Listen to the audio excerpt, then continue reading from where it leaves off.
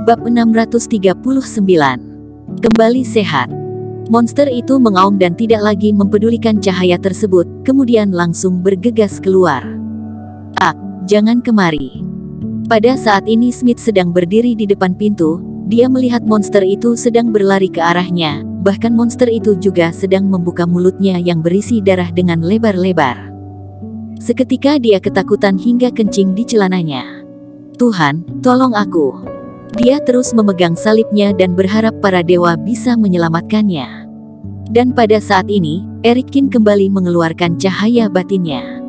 Cahaya itu tampak seperti anak panah yang tajam dan langsung menusuk tembus tubuh monster tersebut. Dia langsung memakunya di dinding. Tepat di dinding belakang Dino Zeng berdiri. Dino Zeng yang melihat monster itu terlempar ke arahnya pun langsung jatuh pingsan. Monster itu mengaum dan meronta-ronta, tapi dia sama sekali tidak bisa menyingkirkan kekuatan spiritual tersebut dan terkurung.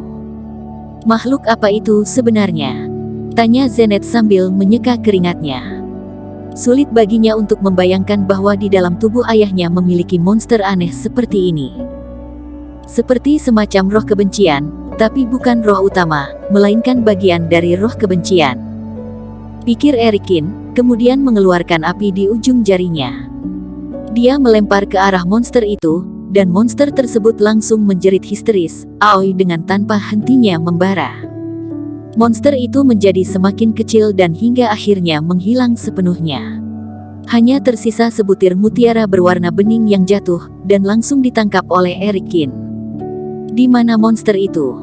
Smith dengan gemetaran merangkak bangun sambil menunjuk ke arah dinding. "Mati," ucap Erikin dengan datar. "Oh my god, kamu pasti dewa.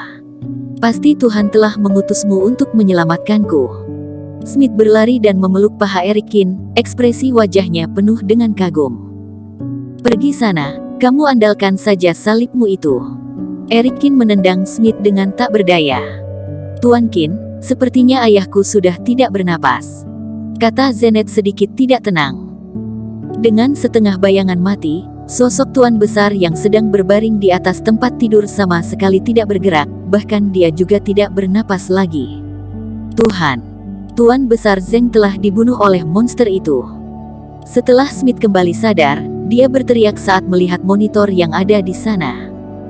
Monitor yang mewakili indeks tubuh dari Tuan Besar kini benar-benar telah berhenti berdetak.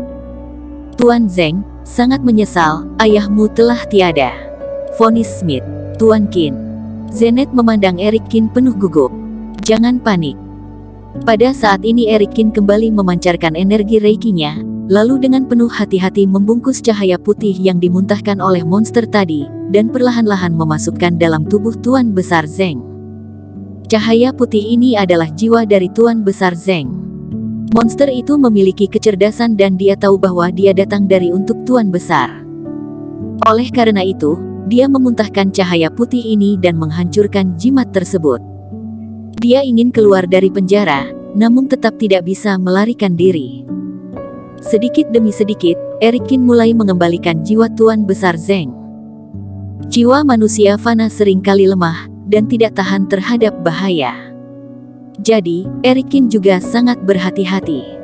Saat cahaya putih itu mengalir sempurna ke dalam tubuh Tuan Besar Zeng, detak jantung yang ada di monitor kembali menunjukkan ritmenya.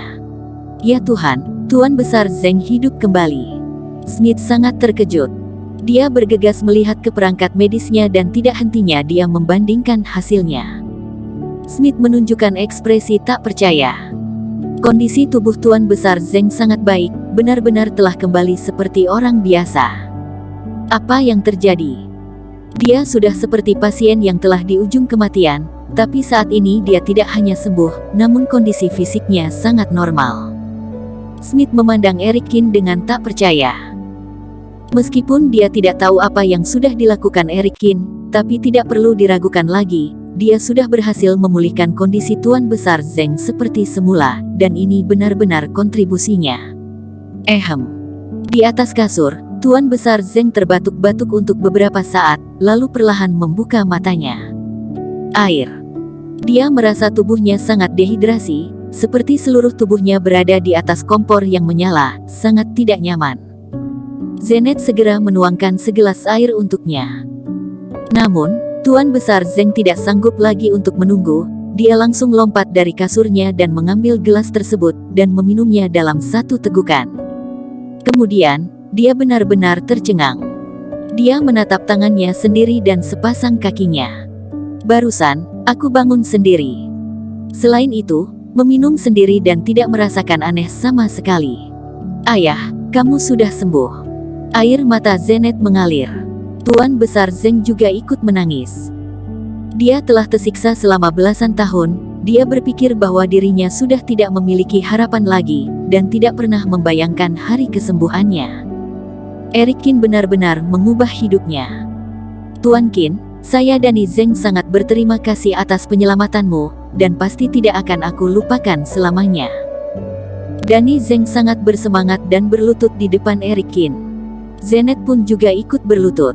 Eric Qin segera menarik kedua orang itu. Tuan Qin, Anda telah menyelamatkan ayahku, kami keluarga Zeng tidak tahu harus bagaimana membalas Anda. Ucap Zenet dengan penuh kasih. Zenet, ambil sahamku 80% dan berikan kepada Tuan Qin. Tanpa ragu, Dani Zeng berkata demikian. Zenet langsung mengangguk dan bersiap melaksanakannya, tapi dia malah dicegat oleh Eric Qin. Tuan Besar Zeng, sebenarnya aku sudah diberikan penghargaan. Eric Qin tersenyum dan mengeluarkan mutiara yang dimurnikan dari bayangan hitam. Mutiara ini sebesar ibu jari, warnanya yang bening membuatnya terlihat seperti kristal yang jernih. Dan juga segempul kabut putih yang tak hentinya berputar di dalam mutiara tersebut. Ini, Tuan Besar Zeng sedikit tidak mengerti. Selama bertahun-tahun ini, kamu meminum obat mujarab dari Reiki dan telah diubah oleh monster itu menjadi sebutir mutiara ini. Eric Qin menjelaskan. Dengan kata lain, mutiara ini memiliki eliksir dari semua obat mujarab yang kamu minum. Benda ini tidak bisa diminum oleh orang biasa, karena efeknya yang terlalu besar, maka rentan membuat tubuh orang meledak dan mati. Tapi, bagiku ini adalah sebuah harta karun. Eric Qin sedikit tersenyum. Dia juga tidak menyangka bisa mendapatkan kejutan seperti ini. Kedatangannya kali ini ke Eropa adalah juga demi mencari raja obat dalam jumlah yang besar. Dan mutiara ini, sekilas dia merasakan efeknya. Dia bisa merasakan efek yang terdapat dalam kandungan mutiara itu, ibarat 5 butir raja obat. Namun, sayangnya hanya ada 1 butir, seandainya ada 10 butir. Ibunya pasti akan segera kembali sehat. Eric Qin sedikit tidak berani membayangkan. Tuan Qin, aku mempunyai satu pertanyaan. Monster ini ada di dalam tubuhku, dan juga sudah menyerap semua eliksir obat mujarab, lalu apa yang ingin dia perbuat? Kata Dani Zeng sambil mengerutkan keningnya. Dia merasakan sesuatu yang aneh. Jika ada orang yang ingin mencelakainya, mereka sama sekali tidak perlu menempuh cara lambat seperti ini. Monster itu bagian dari satu roh, dia menempel di tubuhmu dan membuatmu sakit, lalu menyerap semua obat mujarab yang kamu minum, kemudian memurnikannya menjadi sebuah pil ini. Setelah menunggumu hingga mati, maka dia akan kembali ke roh itu lagi.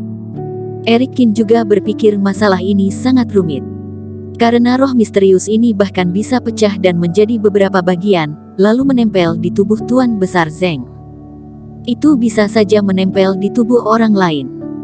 Jika dengan seperti ini, maka sudah berapa banyak roh utama itu mengendalikan orang. Selain itu, apa tujuannya? Di pinggiran utara kota Luodu, dikelilingi pegunungan dan hutan yang lebat, tidak ada akses jalan untuk manusia. Dan di sebuah gua yang tersembunyi, tiba-tiba terdengar jeritan kesakitan. Kedua pejuang yang bertugas untuk menjaga gerbang langsung berlari mencari sumber suara tersebut. Di kedalaman gua tersebut, muncul sebuah patung raksasa dalam kegelapan. Namun, pada saat ini, patung itu seperti mengeluarkan rintihan, dan ini membuat kedua pejuang tersebut kebingungan. Cepat hubungi bantuan, ucap salah seorang pejuang. Dan tepat pada saat ini, tiba-tiba, 2 energi hitam keluar dari patung raksasa ini. Seperti ular berkepala 2 yang berbisa keluar dari gua, dengan cepat memancarkan kilat dan dengan cepat menggigit ke tubuh 2 orang tersebut. Bersambung. Terima kasih telah menonton video ini sampai akhir. Jangan lupa subscribe dan nantikan kisah episode selanjutnya hanya di Novel Story. Salam.